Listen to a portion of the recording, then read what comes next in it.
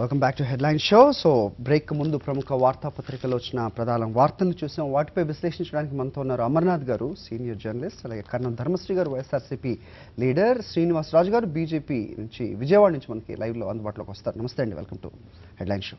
So ముందుగా చూస్తున్నాం sir, so ప్రధానంగా వార్తలు చూస్తే నిన్న అసెంబ్లీ ముందు జరిగిన హై డ్రామా గురించే ప్రస్తావించాల్సిన అవసరం ఉంది. సో కోర్టు ఆర్డర్ ఆదేశాలు తీసుకుని వచ్చి మొన్న అసెంబ్లీ సెక్రటరీకి సమర్పించారు. నిన్న అసెంబ్లీలోకి రావడానికి ఏ రకమైన ఇబ్బంది ఉండదు అని అనుకున్న నేపథ్యంలో అక్కడ భారీగా మోహరించిన పోలీసులు, మార్షల్స్, నిన్న జరిగిన హై డ్రామా అంతా మనం చూసాం. ఏ విధంగా చూడాల్సిన అవసరం ఉంది? నిన్నంతా చర్చించాం, బట్ నిన్న ప్రధానంగా చర్చించాల్సిన అవసరం ఇదే కాబట్టి ఇది దురదృష్టకరమైన పరిణామం. వారు ఒక డెసిషన్ తీసుకున్నారు, దాని మీద కోర్టుకి వెళ్ళి ఛాలెంజ్ చేస్తే కోర్టు స్టే ఇచ్చింది. కోర్టు స్టే ఇచ్చినప్పుడు ప్రభుత్వానికి దీంతో సంబంధం ఉండకూడదు, కానీ ఏదో ప్రభుత్వం ప్రెస్టేజ్ కింద, తెలుగుదేశం పార్టీ ప్రెస్టేజ్ కింద కన్వర్ట్ చేసి దీన్ని అసెంబ్లీని తెలుగుదేశం ప్రాపర్టీ లాగా ట్రీట్ చేస్తూ దీన్ని ఏమైనా సరే మేము ఎదుర్కొంటామని బొండా ఉమామహేశ్వరరావు లాంటి వారు చెప్పడము, ఇవన్నీ దురదృష్టకరమైన పరిణామాలు. శాసనసభ వాటి పరిధిలో శాసనసభ ఉండాలి, కోర్టుల పరిధిలో కోర్టులు ఉండాలి. వీటికన్నిటికీ వాటి పవర్స్ కాన్స్టిట్యూషన్లో డిఫైన్డ్, వెల్ డిఫైన్డ్ పవర్స్ వీటికన్నీ ఉన్నాయి. వీటి మీద ఏదైనా అవకాశం వచ్చినప్పుడు, అంటే అవసరం వచ్చినప్పుడు మీరు సుప్రీంకోర్టుకి వెళ్తే supreme court will lay down the law and that is going to be the final, ఏదైనా మీకు ఉంటే. కానీ ఇక్కడ ఆంధ్రప్రదేశ్లో జరుగుతున్నది ఏంటంటే, ముందు సస్పెండ్ చేశారు, సంవత్సరం పాటు సస్పెండ్ చేశారు. దాని మీద ఏమో ముందు కన్సర్న్డ్ ఎఫెక్టెడ్ అగ్రీవ్డ్ పార్టీ రోజా హైకోర్టులో పిటిషన్ మూవ్ చేస్తే అది సక్సెస్ఫుల్ కాలే. తర్వాత సుప్రీంకోర్టుకి వెళ్ళారు. సుప్రీంకోర్టు హైకోర్టులో అది అడ్మిట్ చేయకపోవడం తప్పు, అదేదో రిజిస్ట్రీలో జరిగిన పొరపాటు, అది అలా జరగడానికి వీలు లేదు, రిజిస్ట్రీ ఎవరు అసలు వీటి మీద డెసిషన్ తీసుకోవడానికి. So refer it back to the chief justice immediately. Chief justice ఎవరికి అసైన్ చేసి వాళ్ళు విచారిస్తారు అని అంటే, chief justice in his wisdom ఒక సింగిల్ జడ్జి బెంచ్కి దాన్ని రిఫర్ చేశారు. రిఫర్ చేశాక దాని మీద వాటి మీద విన్నాక ఓ రోజంతా అయ్యాక మర్నాడు అది రిజర్వ్ చేసి మర్నాడు ఈ గేవే వెల్ రీజన్ జడ్జిమెంట్, అంటే ఇంటీరియం జడ్జిమెంట్ కాదు, యాజ్ సచ్ ఇంటీరియం ఆర్డర్ ఇచ్చి అది ఇరుపక్షాల వాదనలు విన్ని వెలువరించినా కూడా దాన్ని ఇంటీరియం అంటారు సార్. ఇక్కడ ఇప్పుడు ఇది కోర్టు ప్రొసీజర్, ఫైనల్ జడ్జిమెంట్ వేరు, ఇంటీరియం ఆర్డర్ వేరు. ఫైనల్ ఇప్పుడు మధ్యంతర ఉత్తర్వు అది, అంటే కేసు మొత్తం క్లోజ్ కాలేదు, 4 వారాలు కేసారు, 4 వారాల తర్వాత వేశారు, అది ఫైనల్ గా అప్పుడు వింటారు. కానీ ఇంటీరియం లో ఇప్పుడు బడ్జెట్ సెషన్ జరుగుతుంది కనుక ప్రజల రిప్రజెంటేటివ్, అంటే ఇప్పుడు ఎమ్మెల్యే అంటే she's representing, Roja is representing ఒక కాన్స్టిట్యున్సీ, ప్రజల వాయిస్ ని ఇక్కడ వినిపించడానికి ఆమె ఉన్నారు కనుక దాన్ని ప్రివెంట్ చేయడానికి మీకు అధికారం లేదని ఇంటీరియం ఆర్డర్ ఇచ్చారు. ఇంటీరియం ఆర్డర్ ఇస్తే అదేమో హైకోర్టు ఆర్డర్ని ఆమె తీసుకొచ్చి అసెంబ్లీ సెక్రటేరియట్కి ఇచ్చారు. అది తర్వాత మర్నాడు జరిగిన పరిణామం దురదృష్టకరమైన పరిణామం. అంటే ప్రభుత్వం కొంచెం అంటే బేషజాలకి పోకుండా హుందాగా వ్యవహరించాల్సింది. ఒకవేళ అపీల్కి వెళ్ళినప్పుడు కూడా ఇప్పుడు దీన్ని గౌరవించి వాళ్ళు అపీల్కి వెళ్ళినట్టయితే ఇంత రభస ఉండేది కాదు, ఇంత అవసరం కూడా లేదని నేను చెప్తున్నాను. అసలు ఎక్కడంటే ఇక్కడ ఫ్లా ఎక్కడ వస్తుందంటే, they are treating the assembly as a property of ప్రభుత్వం. ప్రభుత్వం ప్రాపర్టీ కాదు అది. ఇప్పుడు ప్రజాస్వామ్యంలో అందరిది, దాంట్లో అపోజిషన్ ఎమ్మెల్యేస్ కూడా. ఇప్పుడు డెమోక్రసీలో వెల్ డిఫైన్డ్ ఒక డిక్టమ్ ఉంది sir, opposition will have its say, the ruling party will have its way. అంటే వాళ్ళకి మెజారిటీ ఉంది కదా, కానీ వీళ్ళ వాయిస్ నొక్కేసే అధికారం వాళ్ళకి లేదు. ఇది వెల్ ఎస్టాబ్లిష్డ్ డిక్టమ్, ఇది డెమోక్రసీలో. Opposition always will have its say, but ultimately decisions will be taken by the government. కానీ అసెంబ్లీకి సంబంధించి అసెంబ్లీ ప్రివిలేజెస్ కానీ అసెంబ్లీ ఫంక్షనింగ్ కానీ ప్రభుత్వానికి ఏం సంబంధం లేదు. అది that is the property of the whole lot of MLAs including opposition. Opposition దీనికి repository of that powers, the repository of the powers of an assembly is the speaker. Speaker ఏ నిర్ణయం తీసుకున్నారో తర్వాత, కానీ ఈలోగా ప్రభుత్వం దీన్ని ఏదో ప్రెస్టేజ్గా చేస్తున్నట్టు దురదృష్టకరమైన పరిణామం అది. ప్రభుత్వానికి ఏం సంబంధం ఉండకూడదు అది. That the speaker has to take a decision, and if he wants he can take the sense of the house and go along with it. But ఈ సేయింగ్ రోజాపై మళ్ళీ అసెంబ్లీయే నిర్ణయం తీసుకోవాలని స్వయంగా స్పీకర్ చెప్పండి. అసెంబ్లీ నిర్ణయం తీసుకోవాలి.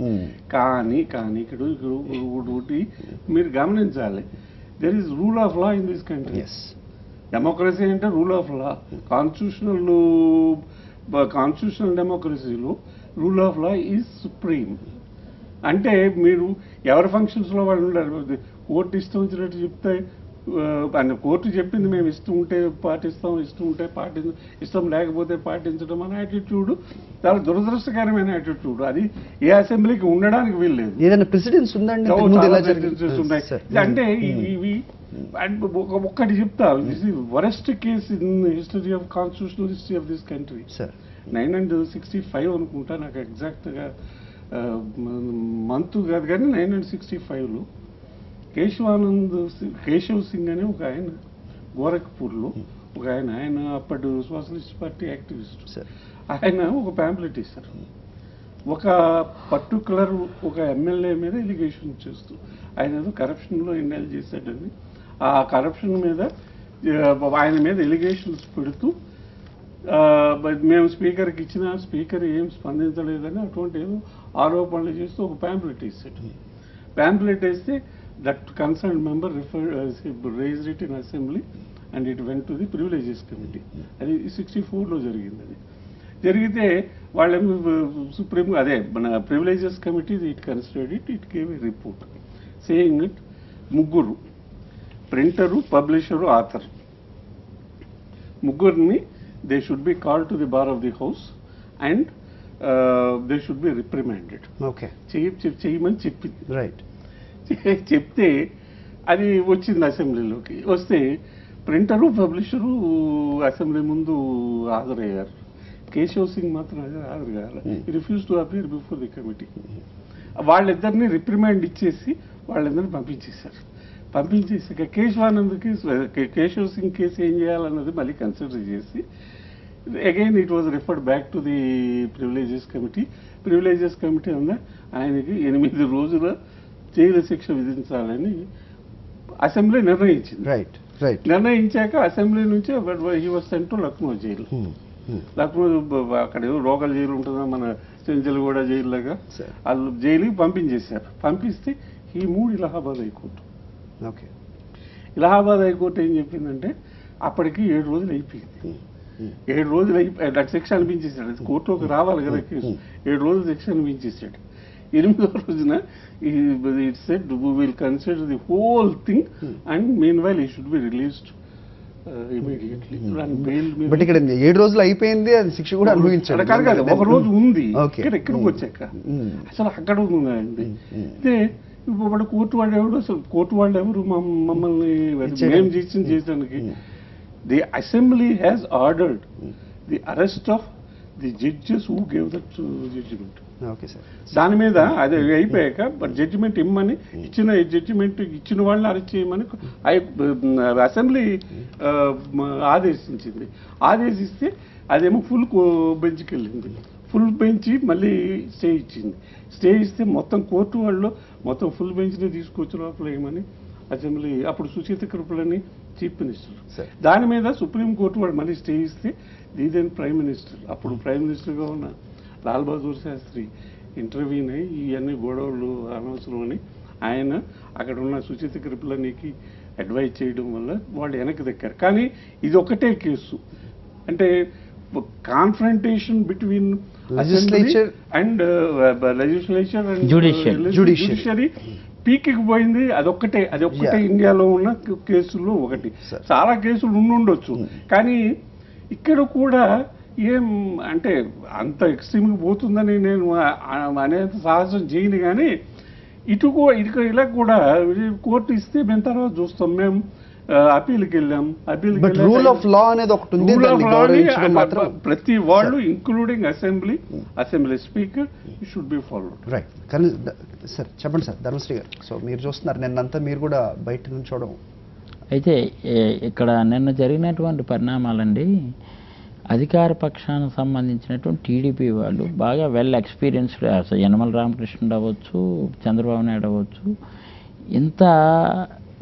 ఎంతోమంది మేధావర్గం, విద్యావేత్తలు అందరూ కూడా తీక్షణంగా చూస్తున్నటువంటి ఈ ఇష్యూని ఇంత బర్నింగ్ ఇష్యూగా మార్చుకుంటారని అయితే మాత్రం అనుకోలేదు నేనైతే పర్సనల్గా. ఎందుకంటే హోందాగా వ్యవహరించాలి కొన్ని విషయాల్లో. ఇది హౌస్లో ఇప్పుడు ఎంత దురదృష్టం చూడండి, అక్కడ తోట త్రిమూర్తులు కానీ, బొండా ఉమామహేశ్వర్ కానీ, బోడే ప్రసాద్ కానీ వీళ్ళందరూ ఎట్లా స్టేట్మెంట్ ఇచ్చారంటే, కోర్టు ఇచ్చినా అది బేఖాతరు చేస్తూ మేము ఎట్టి పరిస్థితులు అలౌ చేయము. ఎందుకంటే they have no any right questioning of కోర్టును క్వశ్చన్ చేసే రైట్ ఎవరికి లేదు. మరి వాళ్ళు తెలివి తక్కువగా వ్యవహరిస్తున్నారో తెలియదు, ఎందుకు ఆ విధమైనటువంటి సంభాషణ మాట్లాడుతున్నారో తెలియదండి. అలా మాట్లాడడానికి లేదు అసలు. ఎందుకంటే ఒక స్పీకర్ ఇచ్చినటువంటి రూల్ని వ్యతిరేకించి ఎట్టి పరిస్థితుల్లో అసెంబ్లీలోకి ఎంటర్ అయితే తప్పు, 100% అబ్సల్యూట్లీ రాంగ్. కానీ ఇక్కడ ఎట్లా రోజా గారిది ఏటైంది, ఇప్పుడు 340 ప్రకారం 340/2 ప్రకారంగానే ఆమెను సస్పెండ్ చేసి ఉంటే డెఫినెట్గా అది ఎంతవరకు ఆ సెషన్ వరకే పరిమితం అవ్వాలి. కానీ ఇక్కడ ఎట్లా వచ్చింది, ఆవిడకి నోటీస్ ఇచ్చారు, నన్ను ఏ రూల్ ప్రకారంగా నన్ను బయటకు అసెంబ్లీ నుంచి బయటకు పంపించారని ఆవిడ అడిగింది ఇన్ రైటింగ్లో. అడిగితే మిమ్మల్ని 340/2 ప్రకారంగా మిమ్మల్ని బయటికి పంపించేస్తాం అని చెప్పారు. అయితే దాని మన పార్లమెంటరీ ప్రొసీడింగ్స్లో పెర్ఫెక్ట్గా చూసుకుంటే 340/2 ప్రకారంగా చూసుకుంటే ఆ సెషన్ వరకే అది ఎలిజిబిలిటీ అవుతుంది. వింటర్ సెషన్లో ఈవిని సస్పెండ్ చేశారు. వింటర్ సెషన్లో సస్పెండ్ చేసినప్పుడు ఈవిడ హైకోర్టుకి వెళ్తే హైకోర్టు ఏమో వాళ్ళు మేనేజ్ చేసుకునేమో అక్కడ తీసుకోవడానికి అయింది కాదు. వెంటనే ఇందాక అమర్నాథ్ గారు చెప్పినట్టు సుప్రీంకోర్టు మొట్టుగా వేయడం, నన్ను ఇమీడియట్గా రిఫర్ చేయడం, చీఫ్ జస్టిస్ మళ్ళీ అప్పీల్ చేయడం చేస్తే ఇప్పుడు ఇక్కడ ఏంటి ఇంటీరియం ఆర్డర్ ఇచ్చారు. అట్లా సింగిల్ బెంచ్ ఇచ్చింది క్లియర్గా. అంటే ఇది తప్పు, ఇది 340 ప్రకారం అక్కడ వివరణ కూడా ఎట్లా ఇచ్చారనుకుంటున్నారు.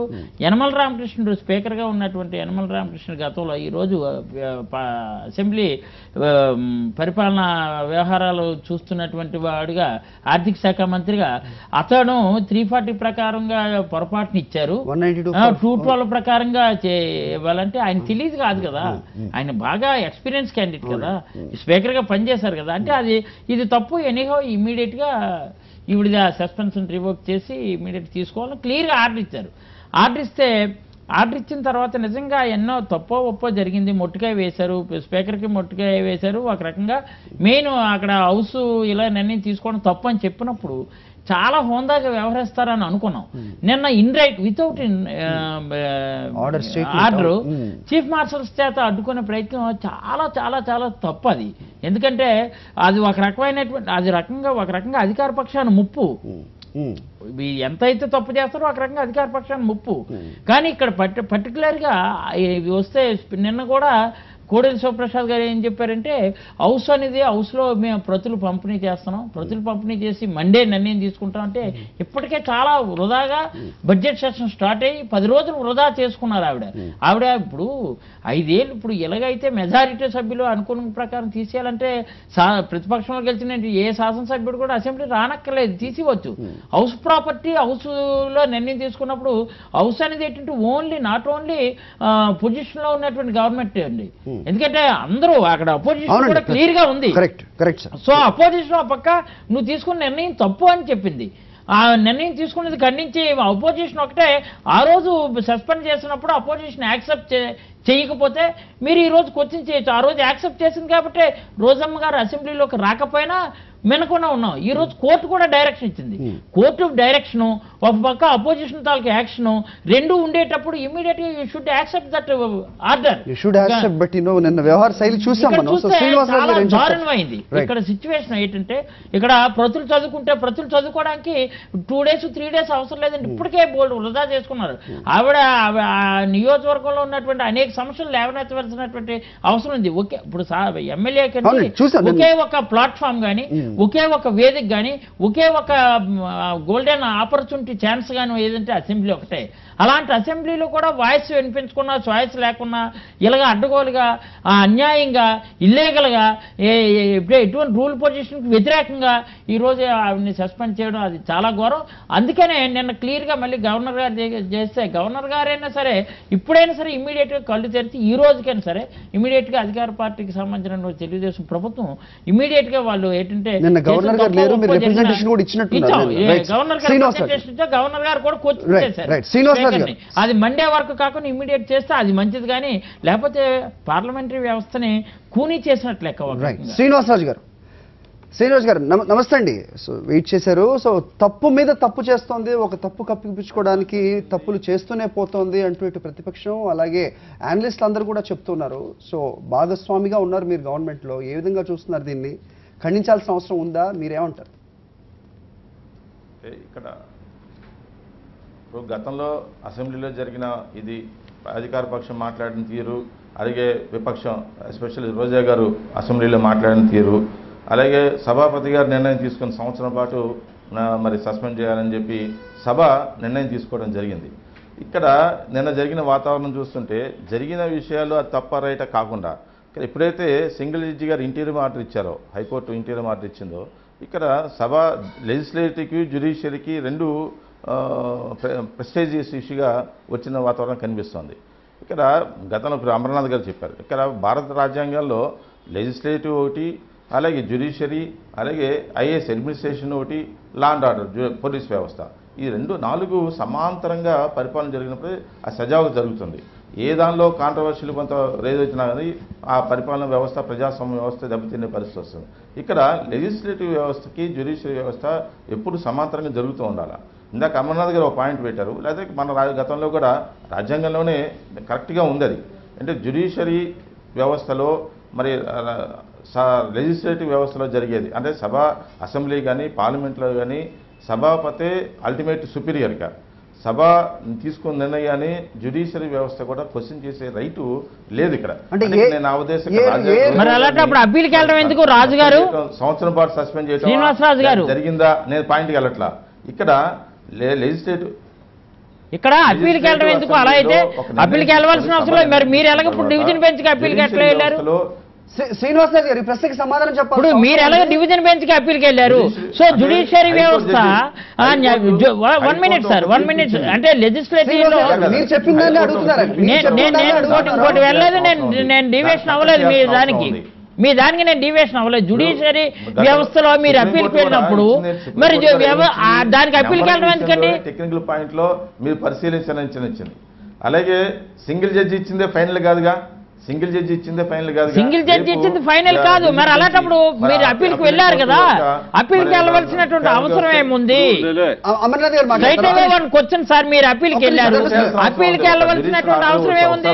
జ్యుడిషియరీ వ్యవస్థలో లెజిస్లేచర్ వాళ్ళు ఇన్వాల్వ్ అవడం కానీ లెజిస్లేటివ్ లో జ్యుడిషియరీ ఇన్వాల్వ్ అవడం కానీ లేదు అని అనుకున్నప్పుడు అప్పీల్కి వెళ్ళడం అనవసరం. మనం ఆలోచించాల్సిన అవసరం ఉంది. 1965 లో కూడా జ్యుడిషియరీలో ఒక తీర్పిస్తే సభాపతి ఆయన అరెస్ట్ చేయమని కూడా ఆర్డర్ ఇచ్చున్నారు. అంటే అంత పవర్స్ సభాపతికి ఉన్నాయి. వాస్తవం మీకు తెలుసు చట్టాల విషయంలో కానీ మరి ఓటింగ్ విషయంలో కానీ లేదా ఏ విషయంలో కానీ చూసినా కానీ మరి సభలో జరిగిన నిర్ణయాన్ని ఎవరు క్వశ్చన్ చేసే రైటు ఎవరికి లేదు. 1 year సస్పెండ్ రైటా కాదా పాయింట్ మనం ఆలోచించాల్సింది. జ్యుడిషియరీకి తీర్పు నేనేంటంటే ఒక మర్డర్ కేసులో కింద కోర్టు ఒక తీర్పు ఇస్తుందండి, పై కోర్టుకి వెళ్ళేసరికి అది కొట్టేస్తారు. అది కింద కోర్టు ఇచ్చిన తప్ప మరి రైటా? అంటే సాక్షాత్ ఇందిరాగాంధీ కేసులోనే కింద కోర్టు కన్విక్షన్ ఇస్తే సుప్రీంకోర్టుకి వెళ్ళేసరికి ఇక్విటీలు వచ్చినాయి. కాబట్టి ఒక వ్యవస్థలోంచి మరి అప్పీలేట్ కోర్టుకి వెళ్తున్నప్పుడు ఇది మాత్రం మీరు విత్డ్రా చేసుకోవాలండి.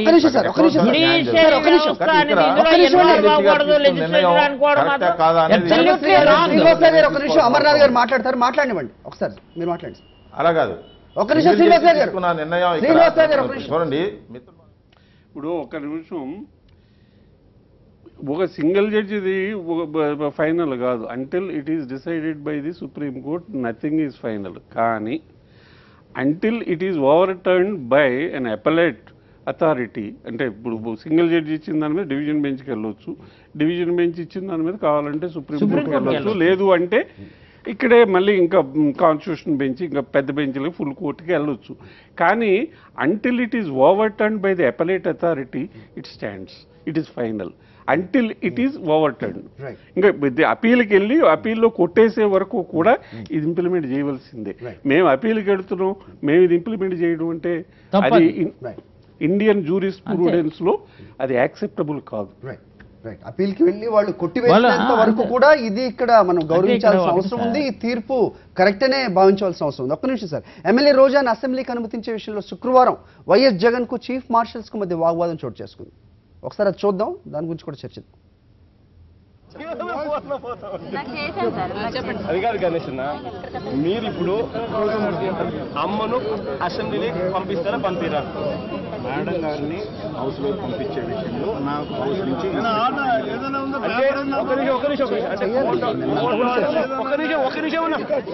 కోర్టు ఆర్డర్ ఉన్నప్పటికీ కూడా, కోర్టు ఆర్డర్ మీకు చూపించినప్పటికీ కూడా మీరు మాత్రం ఎట్టి పరిస్థితుల్లోనూ మేడంను లోపలికి పంపించడం లేదు. ఎందుకనంటే వాళ్ళు స్పీకరు మీకు ఆదేశాలు ఇచ్చాడు పంపించద్దండి అని చెప్పి, అంతేనా? ఆ విషయాన్ని మీ స్పీకర్ గారితో మాట్లాడాలి. అట్లా కాదు, నువ్వు ఒకటి చెప్పు నాకు. అమ్మను కోర్టు ఆర్డర్ అమ్మ చూపించింది చూసినావు కదా, కోర్టు ఆర్డర్ మీ ముందర కోర్టు ఆర్డర్ అసెంబ్లీ సబ్మిట్ చేసినారు కదా, అసెంబ్లీకి సెక్రటరీగా సబ్మిట్ చేశారు. అవును, కోర్టు ఆర్డర్ చూసినారు కదా, ఈయన కూడా ఉన్నారు, చూసినారు కదా. చూసిన తర్వాత ఇప్పుడు మీరు అమ్మని పంపిస్తున్నారా పంపించడం లేదా? సార్, నాకు హౌస్ లో నుంచి స్పీకర్ గారి దగ్గర నుంచి మేడం గారిని అలౌ చేయడానికి ఒక్క నిమిషం అమ్మను లోపలికి పంపించడానికి మీకు ఇన్స్ట్రక్షన్స్ లేవు. అవి పంపించద్దండి అని చెప్పి స్ట్రిక్ట్ గా ఇన్స్ట్రక్షన్స్ ఉన్నాయి. ఇన్స్ట్రక్షన్స్ లేవు సార్, పంపించొద్దండి అని అంటాం.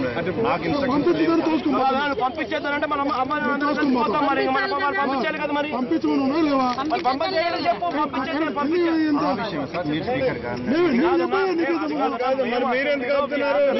లెజిస్లేటర్స్ ఎమ్మెల్యేలుగా మేము పోయే అధికారం మాకు ఉంది. మీరు ఆపుతున్నారు, ఇప్పుడు అడ్డుపడుతున్నారు. అమ్మని తీసుకొని మేము పోతూ ఉన్నాము, మీకేమైనా అబ్జెక్షనా? ఎందుకు ఆపుతున్నారు? ఆపుతారా పంపిస్తారా? నేను ఆ మేడం గారిని అయితే ఆపుతాను. మేడం అయితే మీరు ఆపుతారు, అసెంబ్లీలోకి పోనీరు. కోర్టు ఇచ్చింది కదా పంపిమని. ఒక నిమిషం అసెంబ్లీలోకి పోనీరు. అవును చెప్పండి సార్ చెప్పండి. అసెంబ్లీలోకి పోనీరు చెప్పండి. మరి అసెంబ్లీలో కాదు సార్, మేడం గారిని హౌస్ లోకి ఎంటర్ చేయడానికి కూడా గారి దగ్గర నుంచి కానీ నాకు హౌస్ నుంచి ఇన్స్ట్రక్షన్స్ లేవు. నాకు ఒకటి మేడం గారు ఎవరైనా మాట్లాడుకుంటే మీరందరూ కూడా సార్ మీరందరూ కూడా నాకు ఒకటే చెప్పున్నా, మీరు అమ్మని పంపిస్తున్నారు, అసెంబ్లీలోకి పంపిరా? సార్ మేడం గారిని అయితే అలో చేయండి. మీరు అసెంబ్లీకి అయితే ఆమె పంపిరు, మేము అలో చేయండి సార్. మీరు ఆమె కోర్టు ఆర్డర్ తీసుకొచ్చినా కూడా మీరు పంపించడం లేదు. నేను కోర్టు ఆర్డర్ గురించి మాట్లాడుతున్నాను. కోర్టు ఆర్డర్ ఇచ్చారు, ఆయన ఉన్నారు. కోర్టు ఆర్డర్ ఇచ్చినప్పుడు కోర్టు ఆర్డర్ ఉందా లేదా? కోర్టు ఆర్డర్ సబ్మిట్ చేసినారా లేదా? చూసినారా లేదా? కోర్టు ఆర్డర్ చూసినప్పటికీ ఆమెను పంపించడం లేదు. అవునా కాదా? అరే నువ్వు మళ్ళీ చెప్తావు, నువ్వు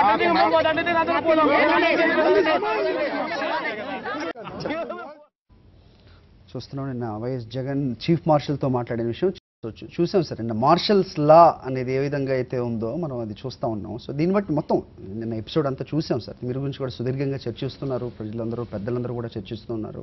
సో ఒక రకంగా అంటే సిపిఐ నారాయణ చెప్పినట్టు రోజాని హైలైట్ చేసింది ఇది. సో ప్రభుత్వం అది గ్రహించాలి. సో అంటే హైలైట్ కొత్తగా చేయాలనేది కాదు, కానీ ఇవన్నీ ఫ్రివలస్ ఆర్గ్యుమెంట్స్ అండి. హైలైట్ అవ్వడం లేకపోతే డౌన్ లైట్ అవ్వడం ఇవన్నీ ఫ్రివలస్ ఆర్గ్యుమెంట్స్ అవి కాదు. ఇవాళ మనం చర్చించవలసింది ఏమిటి అంటే అక్కడ జరుగుతున్నది కోర్టు ఆదేశాలు ఇచ్చాక వారిని అలౌ చేయనండం మాత్రం అన్యాక్సెప్టబుల్. కోర్టు మీద మీరు అపీల్కి వెళ్ళండి. మీరు అపీల్కి వెళ్ళి దాని మీద వాళ్ళు ఓవర్ టర్న్ చేశారనుకోండి, మీరు డివిజన్ బెంచ్కి వెళ్ళారనుకోండి, సింగిల్ జడ్జి బెంచ్ ఇచ్చిన దాన్ని వాళ్ళు ఓవర్ టర్న్ చేస్తే that is the end of the matter. ఇప్పుడు ఇక్కడ ఎలా ఉండాలంటే యాటిట్యూడు హోలిస్టిక్గా ఉండాలి. అంతేగాని నాకు వరగా వస్తే యాక్సెప్ట్ చేస్తాను, నాకు ఎగ్నెస్ట్గా వస్తే నేను యాక్సెప్ట్ చేసి దెన్ ఛాలెంజ్ ఇట్.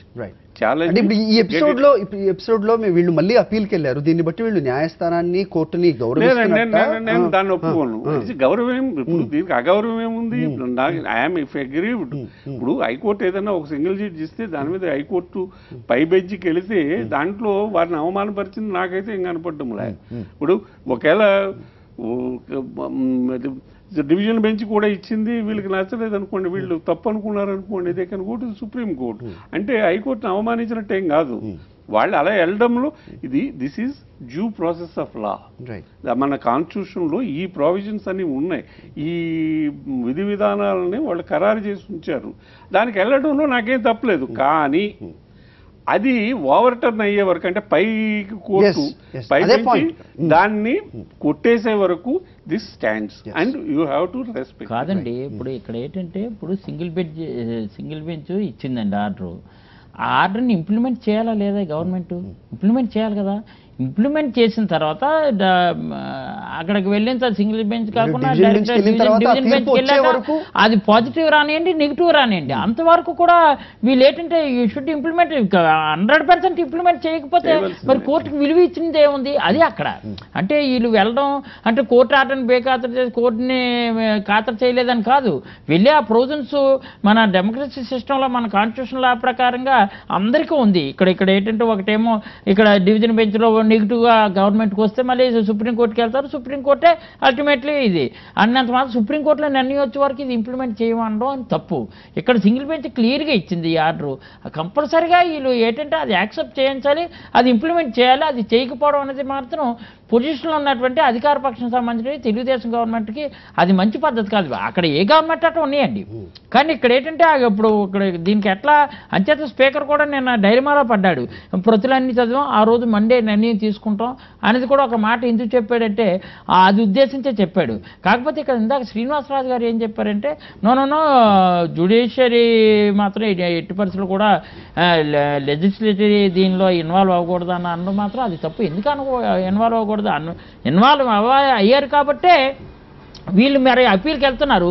మరి అక్కడ జ్యుడిషియరీ ఇన్వాల్వ్ అవ్వమనే కదా అధికార గవర్నమెంట్ తెలుగుదేశం గవర్నమెంట్ వాళ్ళ తాలూకు ఆలోచన. మరి దానికి దీనికి ఏంటి డిఫరెన్స్ అంటే వీళ్ళకి అనుకూలంగా వస్తే ఒక రకం, అనుకూలంగా వస్తే మాత్రం ఏంటంటే అది ఇన్వాల్వ్ అవ్వడం మంచిదా అంటారు, అనుకూలంగా ప్రతికూలంగా వస్తే ఇన్వాల్వ్ అవ్వడం తప్పు అంటారు. అది తప్పు. ఇక్కడ ఏంటంటే ఇక్కడ జరిగినటువంటి గ్రావిటీ కూడా మన కేసు గ్రావిటీ కూడా చూడాలి. ఒకరు అనిత అనే ఒక ఎమ్మెల్యే మీద లేకపోతే ఈవిడ మీద ఒక కామెంట్ చేసుకున్న దానికి ఎంత మూమెంట్ ఇచ్చి ఎట్టి పరిస్థితుల్లో కూడా ఇక్కడ 10 మంది చేత ఈ విధంగా అధికార పక్షం మీద కామెంట్ చేసుకునే స్థితి చంద్రబాబు నాయుడు అయితే తీసుకొస్తాడని అనుకోలేదు.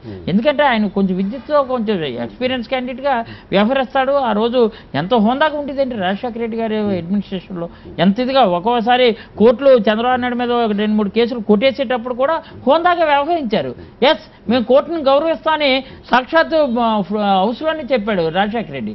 ఆ విధమైనటువంటి దీన్ని స్పోర్టివ్గా తీసుకోవాలి. కానీ ఇంత జుగుప్సాగర్ వాతావరణాన్ని క్రియేట్ చేసి మార్షల్స్కి ఎటువంటి ఆర్డర్స్ లేకున్నా సాక్షాత్తు ప్రధాన ప్రతిపక్ష నాయకుడు అడుగుతున్న క్వశ్చన్ చేస్తున్నా లేదు మేము అలౌ చేయమండి, మాకు స్పీకర్ నుంచి ఆర్డర్స్ లేవండి అని అంటే అనడం మాత్రం అది తప్పు, అది నేరం. ముందు ప్రస్తావించారు సభ అంటే కేవలం అధికార పక్షం కాదు ప్రతిపక్ష కూడా వాళ్ళ సే ఉంటుంది అని చెప్పి. కానీ ఇక్కడ నేను చూసాం, ఇంతకుముందు వీడియో చూసాం, మార్షల్స్ చెప్పడం లేకపోతే సాక్షాత్తు ప్రతిపక్ష నాయకుడు అడుగుతుంటే దానికి ఏ రకమైన పొంతన లేని సమాధానం చెప్తూ మాకు ఆదేశాలు లేవు అంటూ సమాధానం చెప్పడం. ఒక రకమైన మార్షల్ లా అయితే నిన్న స్పష్టంగా కనపడింది. సో దాని మొత్తానికి మంచిది కాదు, ఇది మంచి సంస్కృతి కాదు. ప్రభుత్వం హుందాగా వ్యవహరించుంటే మాత్రం హర్షణీయంగా ఉండేదని పెద్దలందరూ కూడా అభిప్రాయపడుతున్నారు. ఇది అండి వాళ్ళ హెడ్లైన్ షో. శ్రీనివాసరాజు గారు థ్యాంక్స్ అండి చర్చలో పాల్గొన్నందుకు. థ్యాంక్ యూ ధర్మశ్రీ గారు, థ్యాంక్ యూ అమర్నాథ్ గారు. ఇది వాళ్ళ హెడ్లైన్ షో. చూస్తూనే ఉండండి సాక్షి.